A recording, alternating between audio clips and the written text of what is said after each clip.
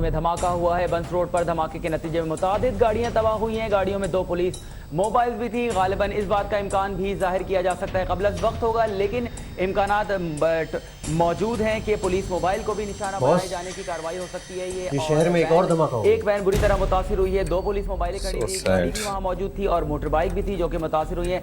कारों ने जो है पूरा कॉर्डन ऑफ किया हुआ है पूरे इलाके को, साथ में रेंजर्स एहलकार भी आ गए और वो धमाके कब हमारा मुल्क अमन का गहवारा बनेगा। यहाँ पे मैं आपको बता दूं कुल 3 मोबाइलें हैं जो नुकसान हुई है। एक वाले पुलिस एहलकार, आपने कहा कि पुलिस वैन तो में मोबाइल फायजा और उसका भाई है ना। धमाके के नतीजे में तो यकीन है पुलिस वैन में पुलिस के एहलकार भी होंगे, तो क्या उनकी कुछ इत्तलात हैं कि वो भी जख्मी हुए हैं? असद, हमें जाए हादसा पर जाना है। अफसर को फोन कर। बता रहा हूँ कि धमाका हुआ है, इसमें तकरीबन 4 गाड़ियाँ और एक हाँ, बाइक जो है। मैं और ऐसे जाए हादसा पर जा रहे हैं। शहर में धमाका हुआ। ठीक, चलो सर।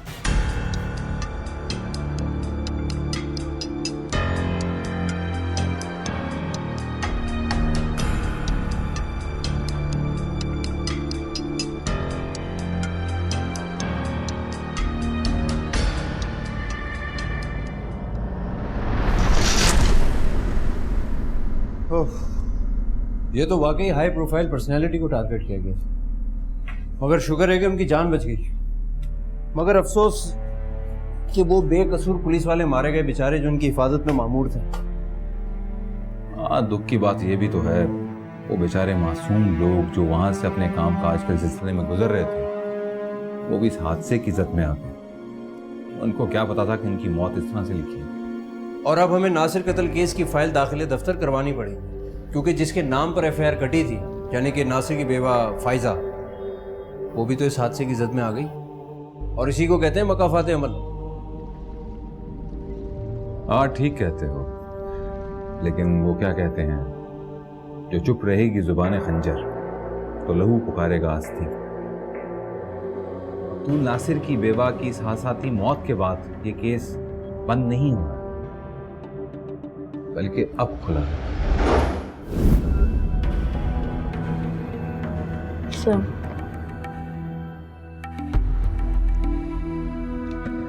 सर, मेरा नाम महनाज है और मैं अपने भाई नासिर के कत्ल की एफआईआर इसकी बीवी फायजा के नाम पर कटवा चुकी हूँ। पुलिस रिवायती टाल मटोल कर रही है। हम बड़ी आस लेके आपके पास आए कि आप इस केस की खास तहकीकात करें और इसकी बीवी फायजा को उसके अंजाम तक पहुँचाएं। देखिए मैडम, हॉस्पिटल की इस रिपोर्ट के मुताबिक आपके भाई को फूड पॉइजनिंग हुई थी। उसके बाद उसका स्टमक वॉश किया गया, लेकिन बदकिस्मती से वो सरवाइव नहीं कर सका। तो फिर आप किस बुनियाद पर उस पर कत्ल का इल्जाम लगा रही हैं? इसी ने मेरे भाई को कुछ खिला के मारा है, क्योंकि जब वो कमरे में गया था अच्छा भला था, बिल्कुल ठीक ठाक, मगर जब सुबह वो उठा तो उसकी हालत बिगड़ गई। उल्टियों पे उल्टियां, उल्टियों पे उल्टियां। हम उसको अस्पताल लेके भागे, इतने परेशान हो गए, डॉक्टर ने अपना ट्रीटमेंट स्टार्ट किया। जी, मैं ही उसे हॉस्पिटल लेके गया था अपनी गाड़ी में। आपकी तारीफ? ये मेरे हस्बैंड हैं। ये मेरा कार्ड है।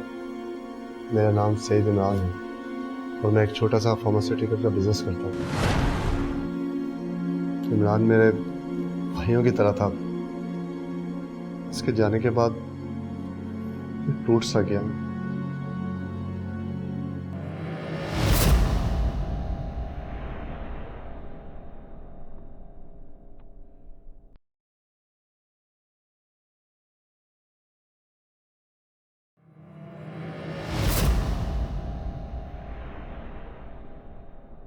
अच्छा, फिर क्या हुआ? फिर रात में उसकी तबीयत काफ़ी बेहतर हो गई। उस रात उसका वलीमा भी था, मगर उसकी हालत को पेश नज़र रखते हुए हमने उसका वलीमा पोस्टपोन कर दिया था कि जब इसकी हालत बेहतर हो जाएगी फिर हम वलीमा कर लेंगे। मगर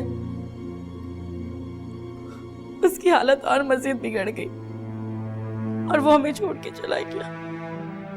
खा गई है मेरे भाई को, मार दिया इसने मेरे भाई को। मेरा ख्याल है कि फायजा का भाई भी इस साजिश में शरीक है, क्योंकि वलीमे के 2 दिन के बाद उसने वापस दुबई जाना था। देखिए, ये भी तो पॉसिबिलिटी है कि आपके भाई को फूड पॉइजनिंग ही हुई हो हो सकता है कि उसने कोई खराब खाना खा लिया हो। मगर जो खाना उसने खाया था वही खाना हमने भी खाया था। हम में से तो कोई बीमार नहीं हुआ, हत्ता कि हमारे जो मेहमान आए हुए थे उन सब की तबीयत ठीक है, किसी की तबीयत खराब ना हुई। बस मेरा भाई, उसी की तबीयत खराब हो गई और मुझे छोड़ के चला गया। काश उसकी जगह मैं मर जाती। प्लीज खुद को संभालिए। मैं पूरी कोशिश करूंगा कि इस मामले की तह तक जा सकूं। चुप करो, मना चुप करो प्लीज। अच्छा मुझे ये बताइए कि उसकी तदफीन को 3 रोज हो चुके हैं। जी जी बिल्कुल।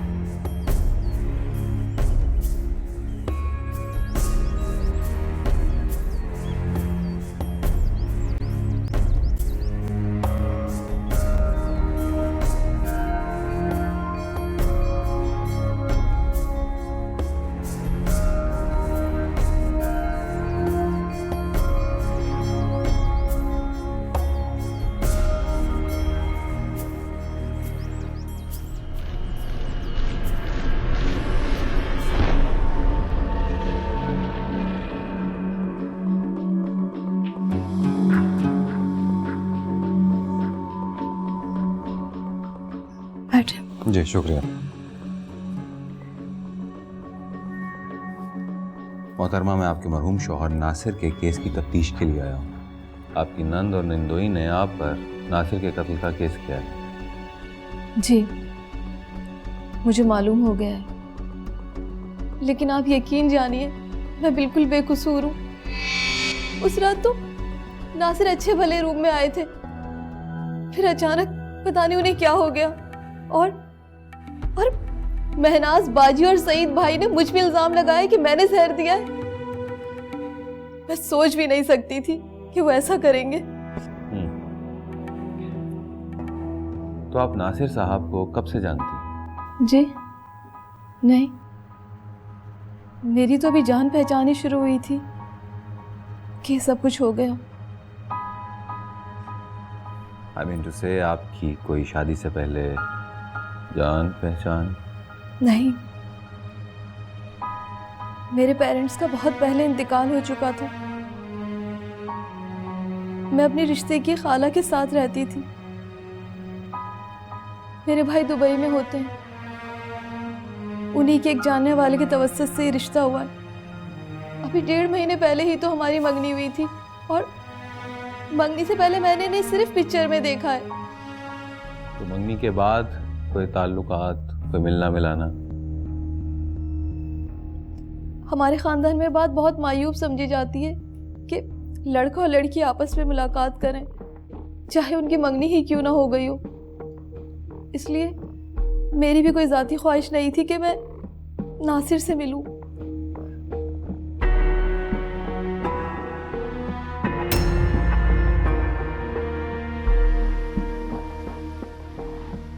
देखिए मैडम, जब तक इस केस की तफ्तीश जारी है आप अंडर ऑब्जर्वेशन हैं।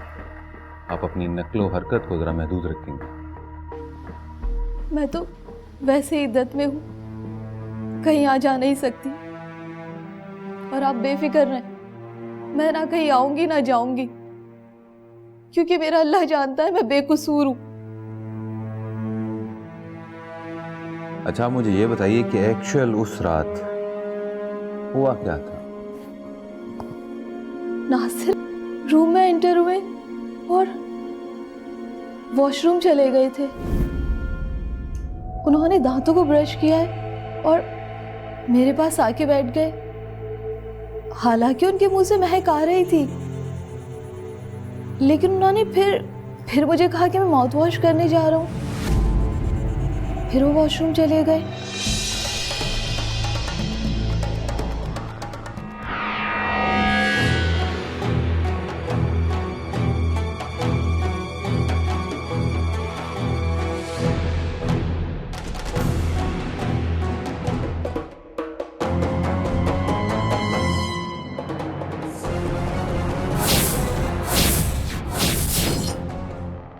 हॉस्पिटल की रिपोर्ट से ये साबित हुआ है कि मकतूल को फूड पॉइजनिंग हुई थी और इसी बुनियाद पर उसका स्टमक वॉश किया गया था। तमाम सिम्टम्स इसी तरफ इशारा करते हैं। हाँ, लेकिन अगर सबने वो खाना खाया होता तो सभी की हालत खराब होती, और वैसे भी इतने दिन गुजर जाने के बाद तमाम सबूत गायब कर दिए गए हैं। लेकिन मैंने मालूम करवाया था हमजा, जब बारात वापस आई तो नासिर अपने कुछ दोस्तों के साथ रुका था और उसके वो सारे दोस्त शराब पी रहे थे। उसमें से कुछ की हालत ज़्यादा शराब पीने की वजह से बिगड़ी भी थी, लेकिन नासिर ने शराब को हाथ नहीं लगाया। जब शवाहिद ना मिल रहे हों तो कहीं ना कहीं से तो शुरू करना है। अच्छा, तुम एक काम करो, तुम फायजा के पुराने मोहल्ले जाओ और उसकी सारी तफसीलात हासिल करो। कोई शक नहीं होना चाहिए। ओके बॉस, इसकी तो आप बिल्कुल भी फिक्र ना। Best of luck. हुस्ना, तुम एक काम करो,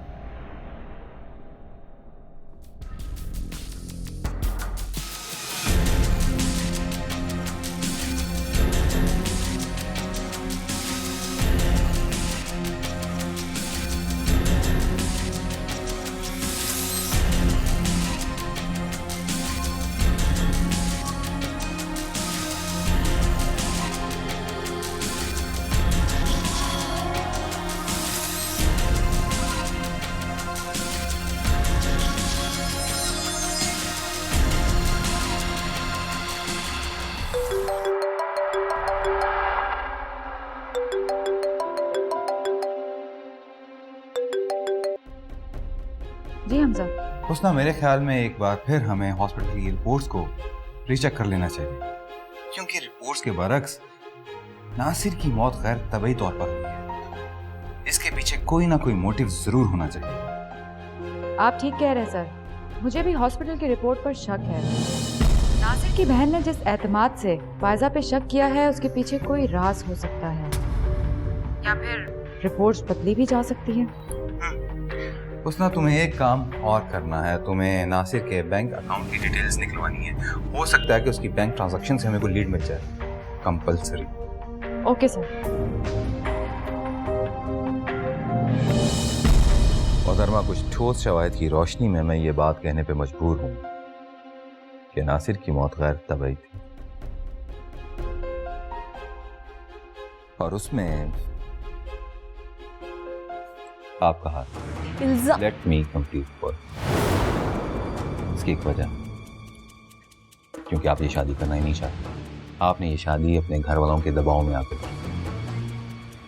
आप अपनी खाला के मोहल्ले में रहने वाले लड़के रेहान के साथ जज्बाती लगाव रखती थी, उससे मिलती थी। इस बात से आप डिनाई नहीं कर सकती, क्योंकि पूरा मोहल्ला इस बात का गवाह है।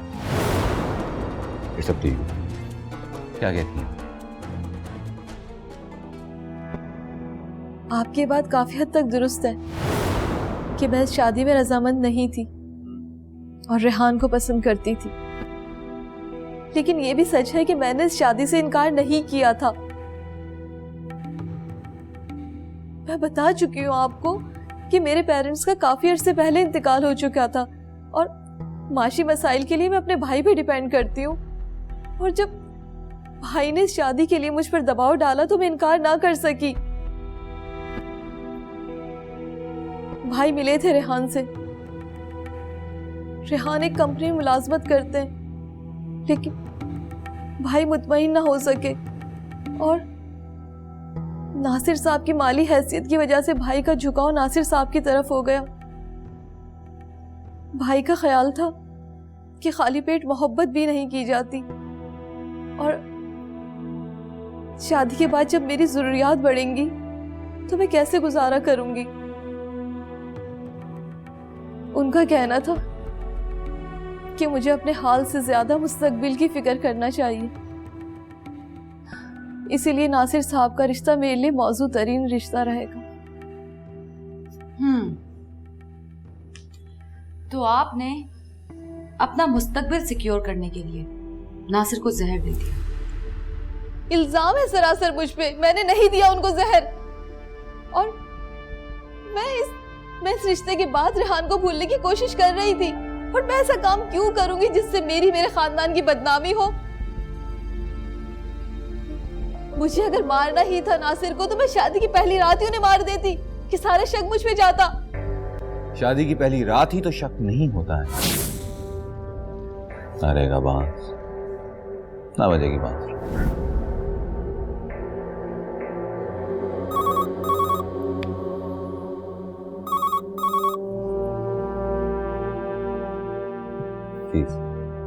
हेलो।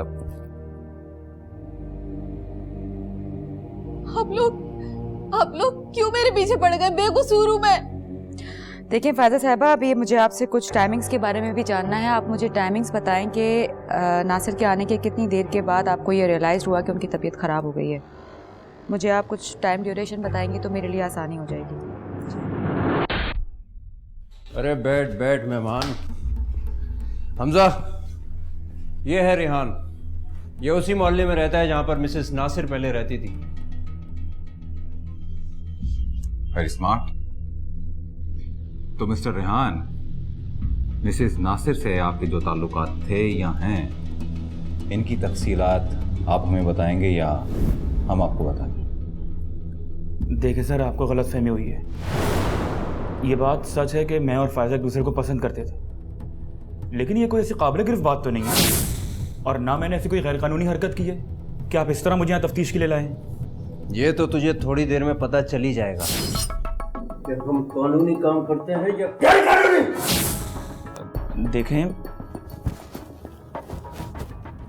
देखें सर, अब फायजा और मैं एक दूसरे को पसंद करते थे, और इस सिलसिले में मैंने उसके भाई से बात भी की थी, लेकिन उसकी मंगनी के बाद मैंने उससे बिल्कुल किनारा कशी इख्तियार कर ली और दिल बर्दाश्त होकर शहर से बाहर चला गया, क्योंकि मैं नहीं चाहता था कि उसकी शादीशुदा जिंदगी में जहर घुले। अच्छा, शादीशुदा जिंदगी में जहर घोलना नहीं चाहता, लेकिन जिसकी वजह से वो शादीशुदा हुई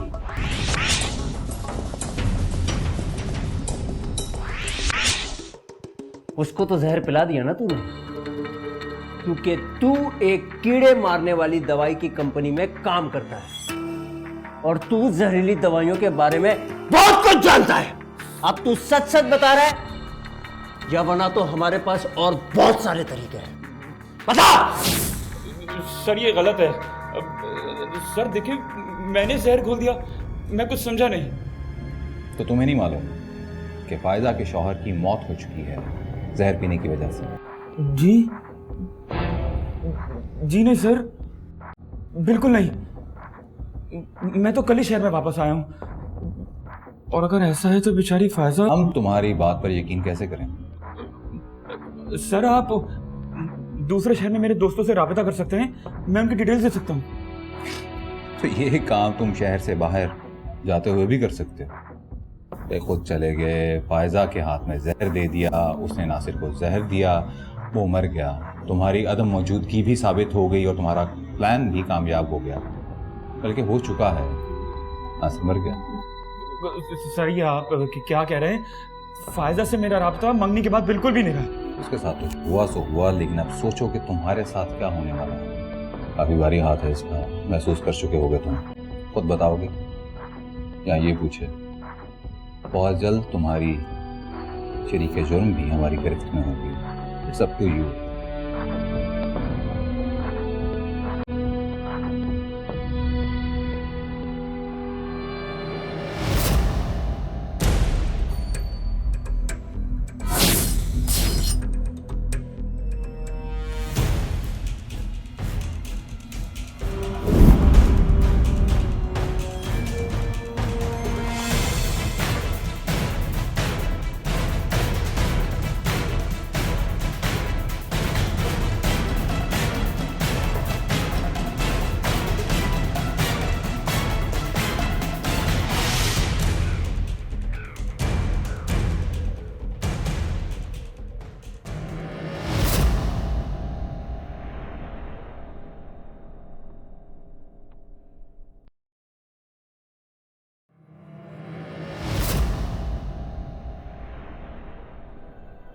आज मैं आपके पास इसलिए हाजिर हुआ हूँ कि मरहूम नासिर साहब की वसीयत पढ़ के सुना दी जाए। वैसे जब वो वसीयत लिखवा रहे थे मुझे बड़ी हैरत हुई कि इतनी कम उम्र में क्यों वसीयत लिखवा रहे हैं। मैंने उनके सामने इस बात का इजहार भी किया था, मगर उनका कहना था कि ज़िंदगी मौत का कोई भरोसा नहीं है, इसलिए वसीयत लिखवा रहे हैं।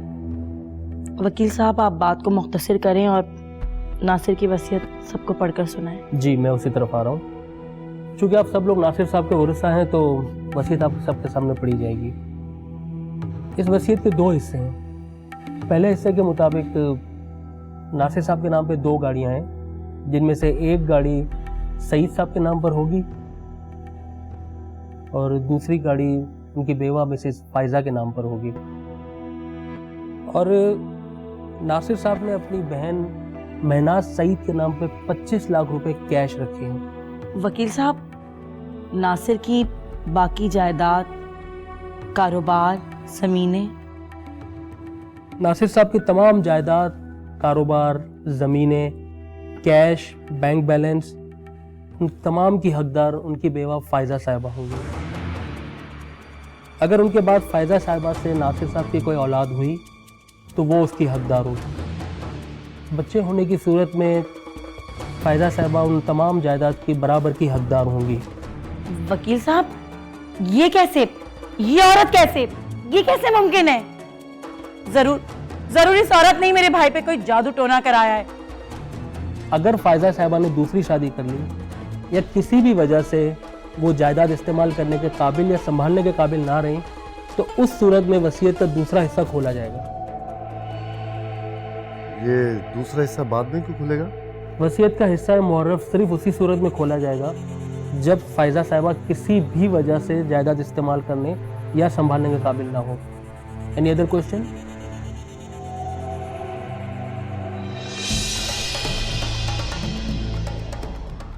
हमजा, रेहान के ऑफिस से मालूम हुआ है कि वो कुछ अरसे से इंटीरियर सिंध गया हुआ था और ये तबादला भी उसके कहने पर किया गया।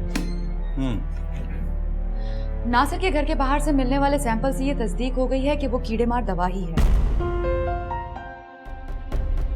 हो सकता है कि रेहान ने यह दवा फायजा को दी और फायजा से बेदहानी में यह दवा दीवार से लग गई। अच्छा, तुम एक काम करो, तुम रेहान की सारी मालूमात हासिल करो। इंटीरियर सिंध में वो कितने दिन रहा, उसकी क्या एक्टिविटीज रही। ओके। मुझे ये गुत्थियां सुलझती हुई नजर आ रही हैं। ठीक है, तुम जाओ। Okay boss. हाँ हुस्ना, अब सिर्फ इस बात की तस्दीक रह गई है कि नासिर के मैदे में कौन सा जहर पाया गया। सर, आप लोग कुछ कर क्यों नहीं रहे? मेरे भाई की रूह अब तक तड़प रही होगी कि मेरी बहन अब तक मुझे इंसाफ नहीं दिला पाई। रिलैक्स प्लीज, आप बैठिए प्लीज। सही साहब बैठिए। देखिए मैडम, कानून के कुछ तकाजे होते हैं, हम ऐसे किसी पे हाथ नहीं डाल सकते। मैं आपसे कह रही थी ना कि फायजा ने ही मेरे भाई को कत्ल किया है, और अब तो ये बात भी वाज़ेह हो गई है कि उसने मेरे भाई को क्यों कत्ल किया। नासिर की सारी जायदाद की मालिक अब फायजा है और मैं उसकी सगी बहन, उसके हाथ में क्या आया? इस जायदाद के पीछे ही उसने मेरे भाई को मार दिया है। यकीनन ये फायजा और उसके भाई की प्लानिंग थी मेरे भाई को मारना। प्लीज प्लीज आप जल्दी कुछ कीजिए, कहीं वो रिपोर्ट ना आ जाए। अब तो सारी जायदाद भी उसके नाम हो गई है। तो आप दोनों को नासिर की वसीयत पहले से ही मालूम थी? जी जी जी बिल्कुल बिल्कुल नहीं। ओके।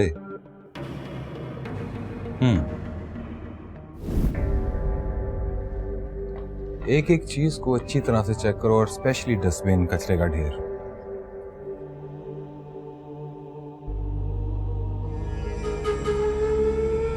मोहतरमा, जब नासिर को वॉमिट हुई तो वो उस वक्त कहाँ था, वहां या यहाँ?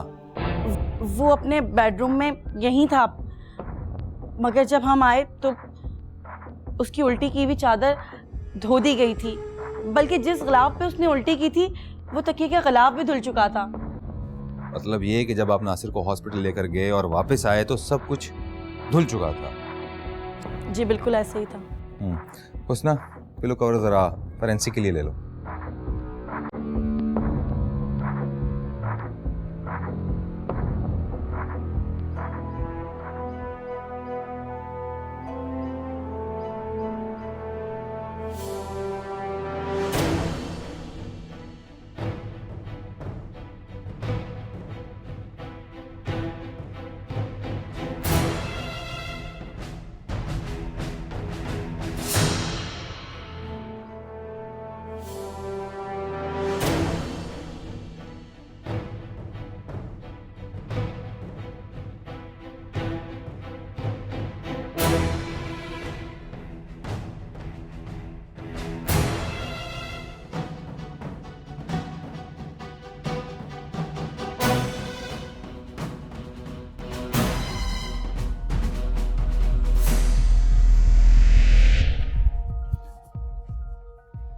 सर, इनकी पर्सनल सामान की तलाशी में इनके पर्स से ये जहर की शीशी बरामद हुई है। देखा देखा, मैंने कहा था ना, यही कातला है, इसने मेरे भाई को मारा है। और अब तो ये जहर की बोतल भी मिल गई है। अब आप क्या कहेंगे? जी मोहतरमा, अब तो तमाम सबूत आपके खिलाफ इकट्ठे हो चुके हैं। क्या आप अब भी इस कत्ल से इनकारी हैं? देखिए, मैं बिल्कुल बेकसूर हूँ। मैंने जहर नहीं दिया, नहीं मारा मैंने नासिर को। तो फिर ये जहर की शीशी आपके पर्स में क्या कर रही थी? ये झूठ बोल रही है। देखिए, बेशक ये जहर की बोतल मेरी है और मैंने ही अपने बैग में रखी थी, लेकिन ये नासिर के लिए नहीं थी। तो क्या ये आपके घर में कीड़े मारने के लिए लाई गई थी? नहीं, मैंने आपको बताया था ना कि मैं इस शादी में रजामंद नहीं थी और भाई के दबाव के तहत मैंने शादी की थी। तो ये तो मैं अपने लिए लेकर आई थी कि मैं इसे पी के खुदकुशी कर लूं। तो फिर वो जहर पी के तुम खुद क्यों नहीं मर गई? मेरे भाइयों जैसे नासिर को क्यों मार डाला? बोलो, क्यों मार डाला? मैंने तो सिर्फ अपने खानदान की बदनामी के डर से जहर नहीं पिया। काश मैं जहर पी ही लेती तो आज ये दिन देखने को ना मिलता मुझे। आपको नासिर की वसीयत के बारे में इल्म तो होगा? नहीं, मैं शादी से पहले कभी नहीं मिली नासिर से। यकीनन इसको वसीयत का इल्म था, जब भी इसने और इसके भाई ने मेरे भाई को मिलके मारा है। मोहतरमा, मैं तमाम शवाहिद की रोशनी में आपको गिरफ्तार करता हूँ। नहीं नहीं, मेरी बात सुनिए। हुस्ना। जी सर। अरे मेरी बात सुनिए, अरे मेरी बात सुनिए। मैं नाज़बाजी, मेरी बात सुना, बेकसूर हूँ, मेरी बात तो सुन ले।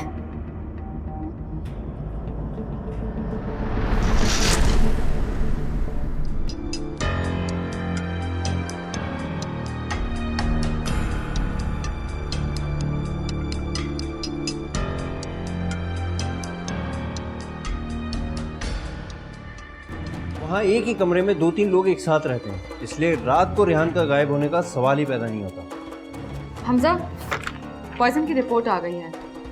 फायजा की पर्स से मिलने वाली जहर की बॉटल में मौजूद जहर और दीवार पर लगा जहर दोनों ही अलग अलग हैं। हाँ, ये हो सकता है कि रेहान ने दवा दी हो और दीवार पर रह गई। लेकिन मुझे तो चौकीदार ने बताया था कि 2 दिन पहले ही पेस्ट कंट्रोल वालों ने स्प्रे किया था, और क्योंकि चौकीदार मौजूद नहीं था, दरवाज़ा बंद था, इसलिए घर के अंदर जो पेस्ट कंट्रोल वाले मौजूद थे उन्होंने मज़ीद कॉन्सेंट्रेटेड मेडिसिन के थैले मंगवाए थे दीवार के पार कर। और बाद में इसी बात पर चौकीदार और स्प्रे करने वालों के बीच में तल्ख कलामी भी हुई थी, क्योंकि दीवारें सारी गंदी हो गई थी। अजीब बात यह है कि फायजा की पर्स से मिलने वाली जहर की बोतल अब तक सील थी। हो सकता है कि जहर इंजेक्ट करके निकाल लिया गया हो। उसना, तुम फायदा से पूछो कि उसने जहर अपने लिए कहाँ से खरीदा था। ये ले जाओ। बॉस, आपको यकीन है कि फायजा ने कत्ल किया? Maybe not.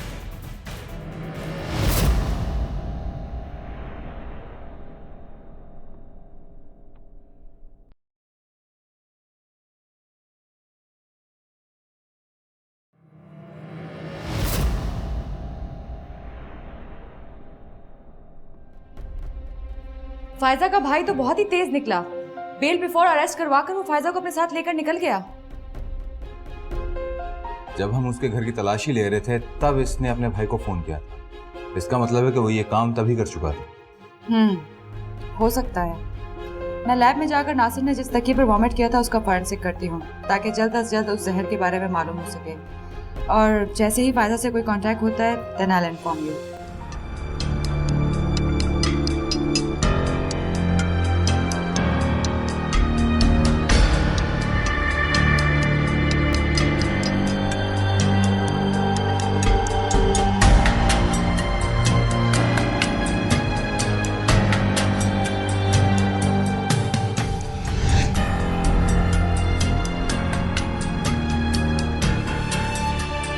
वही एक जबरदस्त कामयाबी मिली है।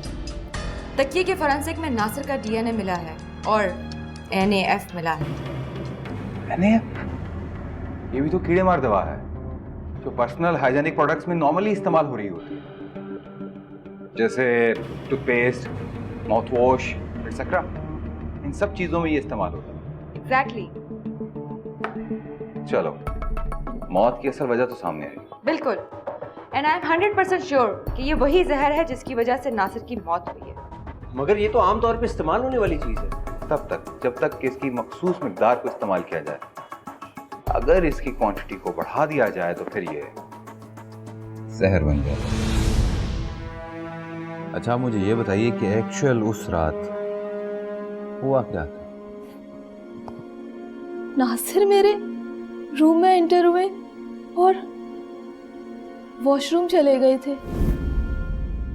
उन्होंने दांतों को ब्रश किया है और मेरे पास आके बैठ गए।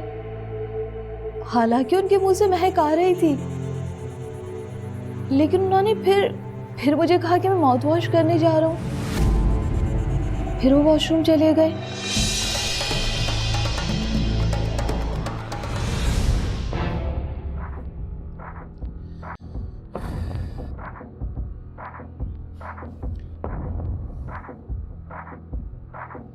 हमजा बात कर रहा हूं, मुझे अभी आपसे मिलना है। ठीक है, चलो सर, चलो। अब आप वसीयत के पार्ट बी पर अमल शुरू कर दें फौरी तौर पर। जी। वसीयत के पार्ट बी के मुताबिक फायजा साहबा की मौत के बाद तमाम जायदाद एक ट्रस्ट के नाम पर मुंतकिल हो गई है। जी?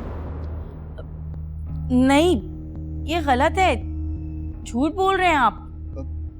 आप झूठ बोल रहे हैं। आप ट्रस्ट के साथ मिलकर पूरी जायदाद हथियाना चाहते हैं। देखिए, नासिर साहब की ख्वाहिश थी कि उनके बाद उनकी जायदाद ट्रस्ट को जाए ताकि इंसानियत की फलाह के लिए काम आ सके। आप गलत बयानी से काम ले रहे हैं। मेरे पास पूरे सबूत मौजूद है कि नासिर की बीवी के मरने के बाद उसकी सारी जायदाद मेरी बीवी यानी महनाज के नाम कर दी जाएगी।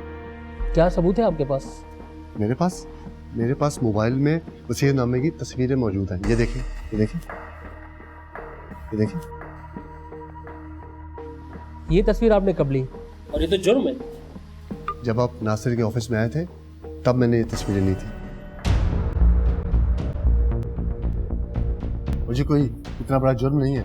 बेशक ये कोई इतना बड़ा जुर्म नहीं है, लेकिन जो जुर्म आपने किया है वो बहुत ही बड़ा और बहुत ही संगीन है। आपने नासिर को कत्ल किया है। क्या कह रहे हैं आप? बिल्कुल ठीक कह रहा हूं। आपके भाई को आपके शौहर ने मर्डर किया है, क्योंकि ये जानते थे कि नासिर की सारी जायदाद उसके बाद आपको मिलने वाली है। आपके शौहरे नामदार आपके भाई के मखरूज भी थे, शायद आप इस बात से लाइल थे। एक आध बार तकाजा भी हुआ नासिर की तरफ से। अब सईद साहब की बेचैनी और बेसब्री बढ़ने लगी। शादी की रात इन्होंने मौका गनीमत जाना और नासिर को जहर दे दिया और अपनी नई जिंदगी के बारे में सोचने लगे, बड़ी चालाकी से। और जब मुझे वसीयत के बारे में पता चला तो मैंने वकील साहब से कहा कि वो नासिर की विल को चेंज करके आपको सुनाएं कि नासिर ने अपनी सारी जायदाद ट्रस्ट में देने का फैसला कर लिया।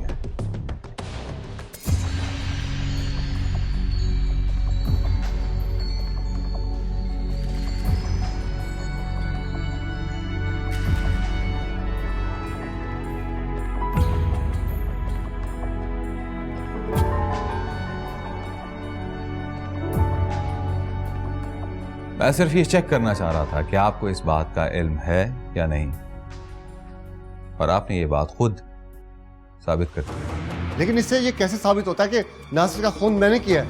ये बात ऐसे साबित होती है कि नासिर की मौत NAF से हुई, जो उसकी वॉमिट में पाया गया, जिसकी मिकदार 12 मिलीग्राम थी। और आपने ये बात मुझे खुद बताई है कि आप एक फार्मासिस्ट हैं और आपका एक मेडिकल स्टोर है, तो NAF के बारे में फार्मासिस्ट से बेहतर और कौन जान सकता है मिस्टर सईद। और तुम्हारे ऑफिस से NAF ले जाने की CCTV फुटेज भी मिली हमें, और तुम्हारे घर की तलाशी के दौरान हमें एक NAF की बोतल मिली थी जो तकरीबन आधी थी।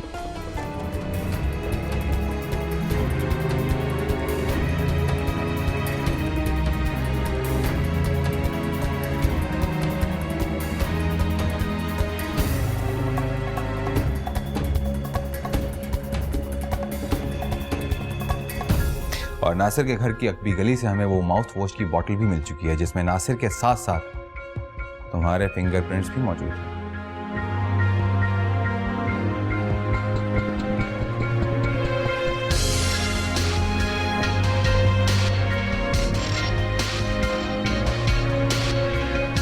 अल्लाह, ये लड़ियां तो खुली जा रही हैं।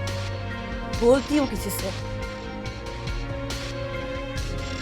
आप यहाँ क्या कह रहे हैं?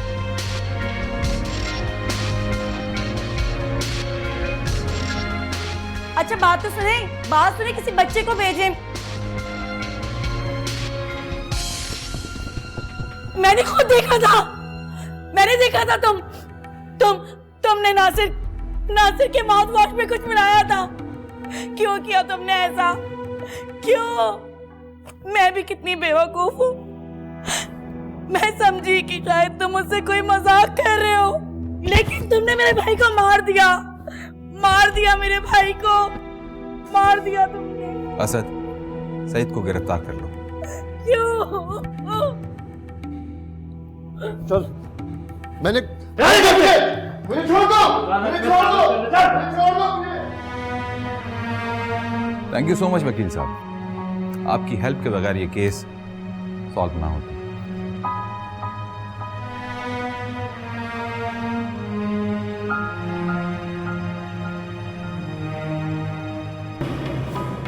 काश ये डॉक्टर्स किसी की मौत का तायुन करने के साथ साथ उसकी मौत की असली वजह भी मालूम कर लिया करें, बजाय उसके वो हर बात में कार्डियक अरेस्ट या फूड पॉइजनिंग लिख कर दे दिया करते हैं। यही तो हमारे मुआशरे की सेल्फिशनेस है। यहां हर कोई सिर्फ और सिर्फ अपना भला सोचता है। हॉस्पिटल वाले अपना नाम नहीं खराब होने देना चाहते और डॉक्टर्स अपना करियर।